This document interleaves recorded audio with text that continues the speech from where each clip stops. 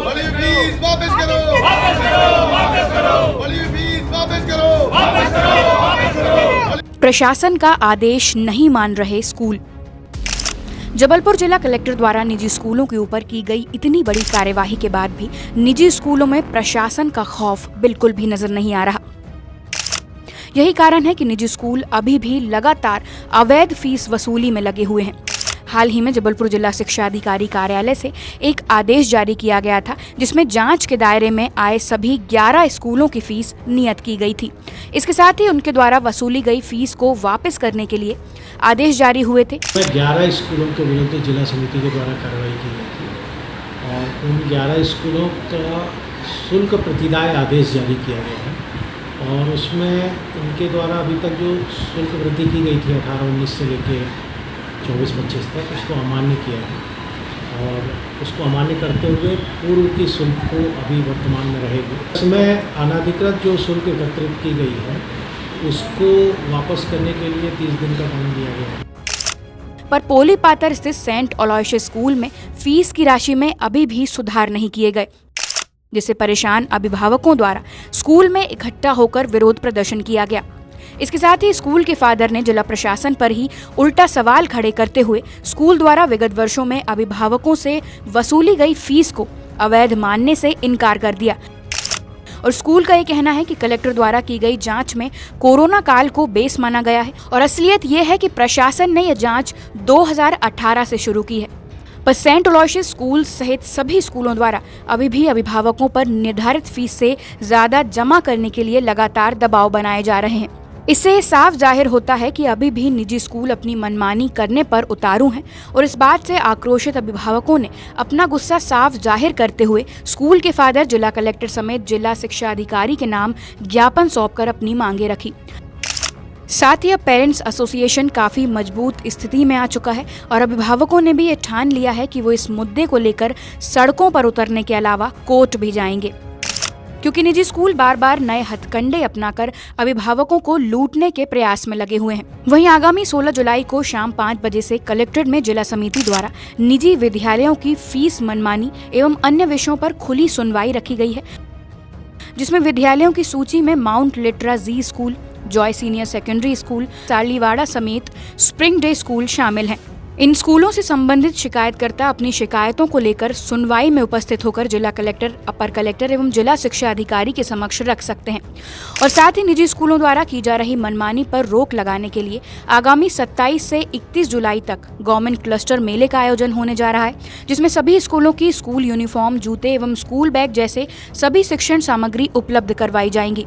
और स्कूल प्रबंधन से जिला कलेक्टर ने अनुरोध किया है कि यूनिफॉर्म मेले के लगने तक विद्यार्थियों को यूनिफॉर्म में आने के लिए बाध्य ना किया जाए।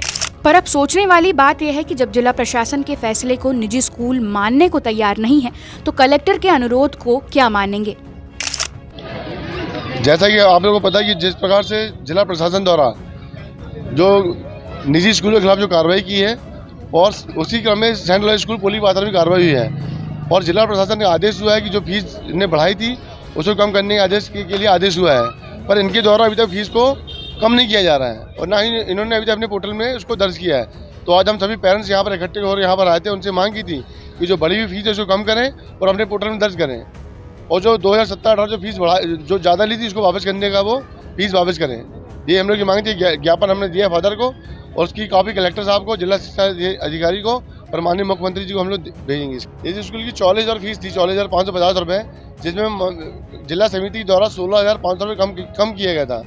जो इसमें हम लोग फीस देना है 24,450 रुपये देना है, वो निर्धारित अभी तक हुई नहीं है और लगातार वो हम लोग मैसेज करते रहते हैं कि फीस जमा करो।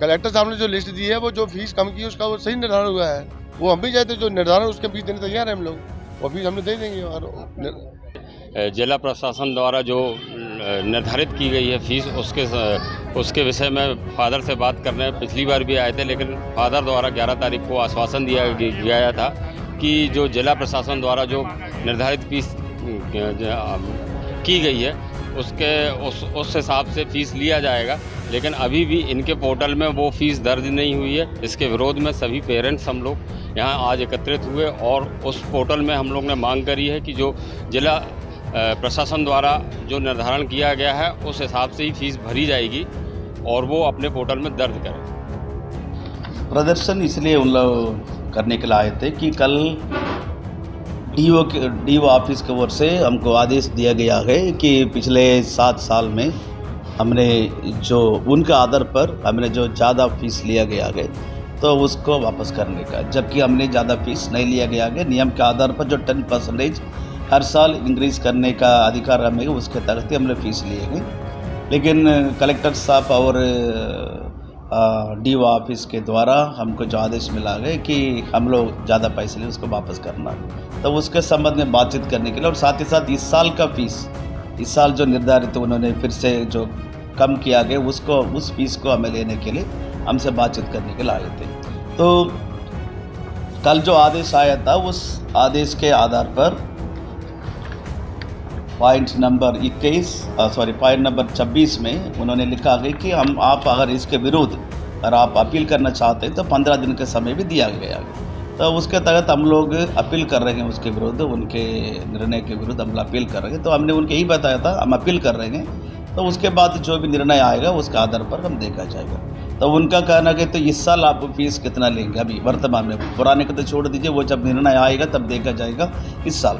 तो इस साल भी हमको हमारे ओर से जो निर्णय दिया गया हम उसी फीस को लेने के लिए कहेंगे। तो उनका कहना है हम अभी उतना फीस नहीं पटाएंगे, जो कलेक्टर द्वारा या डीओ ऑफिस के द्वारा जो आदेश दिया गया उतना ही पटाएंगे, उनका कहना है। तो उसके लिए हमने 22 तारीख तक समय मांगा है, क्योंकि हमें भी इसके लिए समय चाहिए इस पर चर्चा करने के लिए। तो उसके बाद हम 22 तारीख को जो निर्णय हमारे संस्था की ओर से लिया जाएगा उसको हम उनके सामने रखेंगे। सर अगर वो सही होता तो हम लोग उसके विरुद्ध हम लोग कोर्ट हम लोग नहीं जाते। तो हमारे हिसाब से, क्योंकि वो क्या है कि उन लोग जो है कोरोना ईयर को बेस ईयर मान रहे हैं, जबकि कोरोना ईयर के पहले हम ज़्यादा फीस ले रहे थे। कोरोना साल में हम केवल ट्यूशन फीस ही ले रहे थे, तो सर हम उसको हम कैसे मानेंगे वो बेस ईयर के, जबकि बेस ईयर तो उसके पहले 17-18 से हमारा फीस अलग था।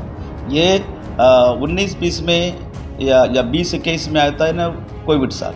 तो कोविड साल में हमने जो फीस सभी स्कूलों में केवल ट्यूशन फीस ही लिया गया था, अन्य फीस कुछ भी नहीं लिया गया था। ना स्कूल मेंटेनेंस फीस हो, अन्य खेल कूद के फीस हो या अन्य कल्चरल एक्टिविटीज फीस, कुछ भी नहीं लिया गया था। तो सभी स्कूल में उस साल केवल ट्यूशन फीस ही लिया गया था। तो आगे का हम उसी को तो हम बेस नहीं मान सकते ना सर। आगे उसके बाद के ईयर से हम पूरा कार्यक्रम पूरा चालू हो गया, तो उसके हिसाब से हम जो फीस पहले नहीं लिए था हम उसको भी हम जोड़ेंगे। उनका कहना है आप जो यानी कोरोना ईयर में जो आप बेस लिए थे उससे केवल 10% आप बढ़ाइए, तो उसको हम लोग खिलाफ हम लोग अभी कोर्ट में जाएंगे। हाँ सर, क्योंकि हमें टीचरों का हमें 12 महीने का हमको पेमेंट देना पड़ता है। जो टीचर हैं स्कूल में पढ़ाते हैं उनका हमें 12 महीने का हमको पूरा साल का हमको उनको पेमेंट देना है।